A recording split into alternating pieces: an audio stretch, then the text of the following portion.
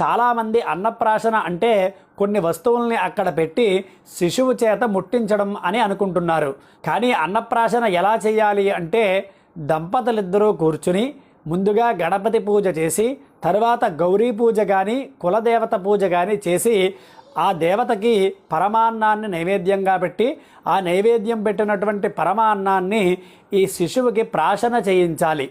దానినే అన్నప్రాశన అని అంటారు. స్వస్తి.